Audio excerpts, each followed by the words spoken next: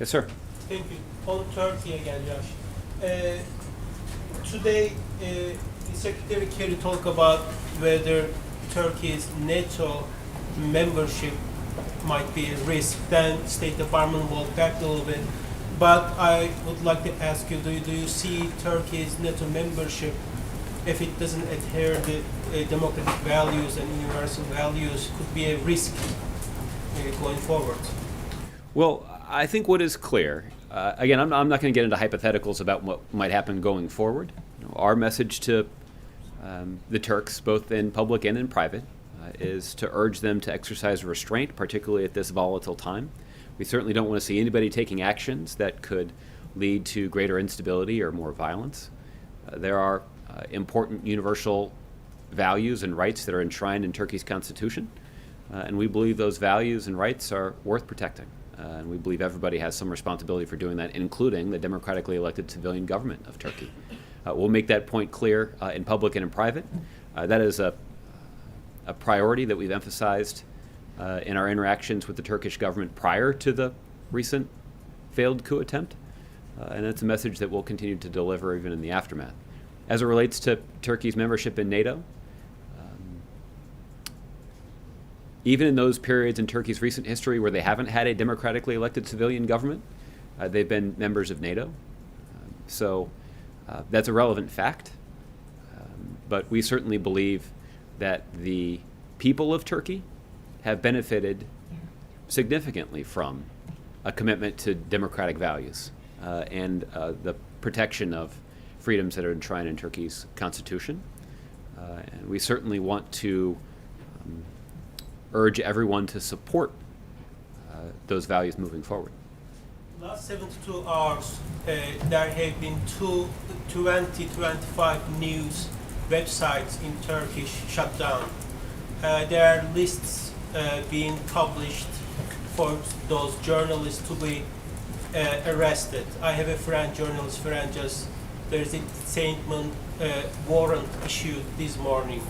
Do you think after the coup attempt, is this justified for Mr. Erdogan to go after journalists and shut down the news websites? Well, I have previously been critical. I don't have any, I'm not aware of the specific reports that you're referring to. Let me just say that I have previously been asked about some steps that have been taken by the Turkish government against independent journalists in Turkey. And I've raised the significant concerns the United States government has with those kinds of steps.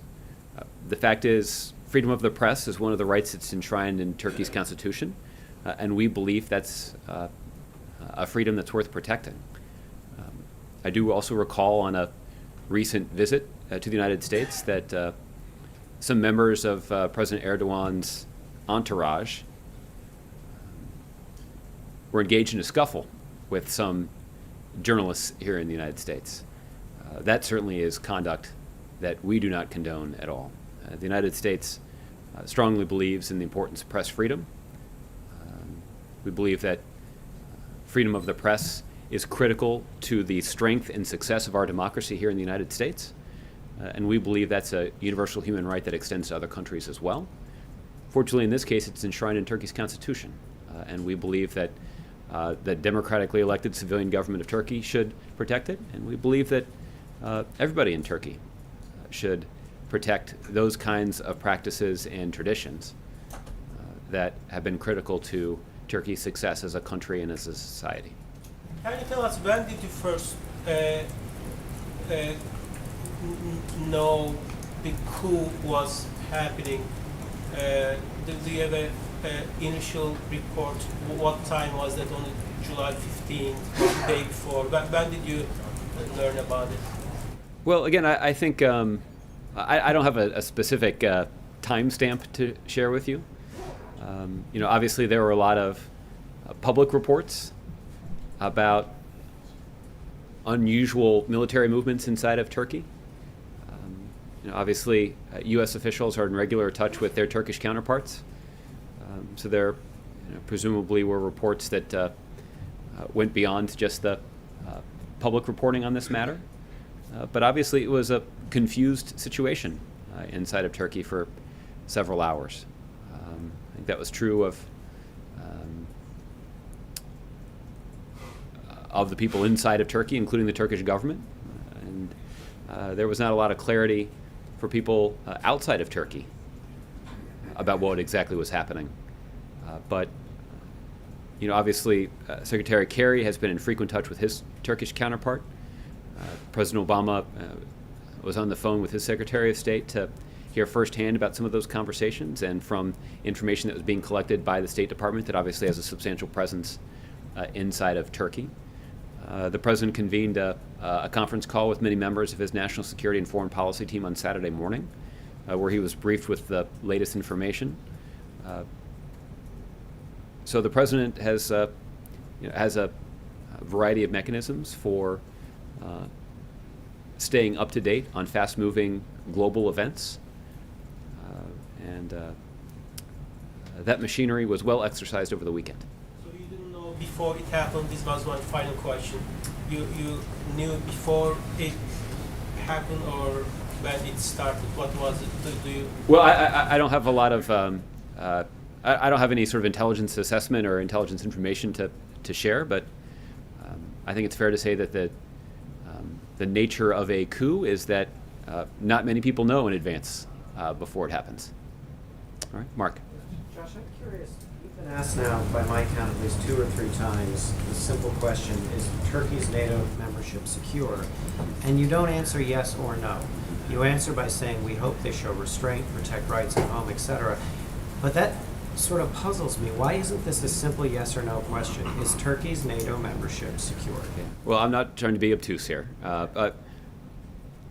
Turkey's NATO status, I think, is quite clear, and it is secure based on their own judgments, based on the conversation that President Erdogan had with the Secretary General of NATO earlier today, and again, based on Turkish history, which is that even in those periods in their recent history where they have not had a democratically elected civilian government, they've been a member of NATO. They are making important contributions to the security of our alliance.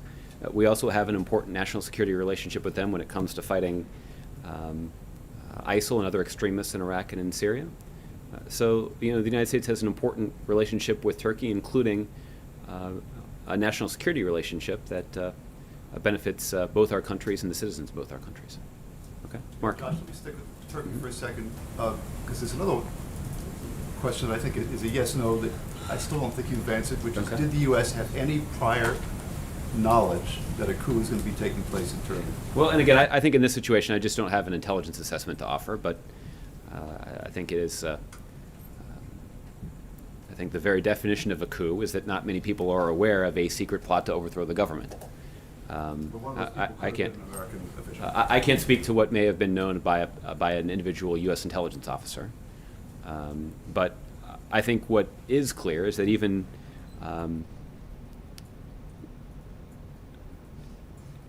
with some information foreshadowing an event like that, while the situation is occurring, it's unclear exactly what's happening on the ground, how well it's being executed, how much support there is across the government.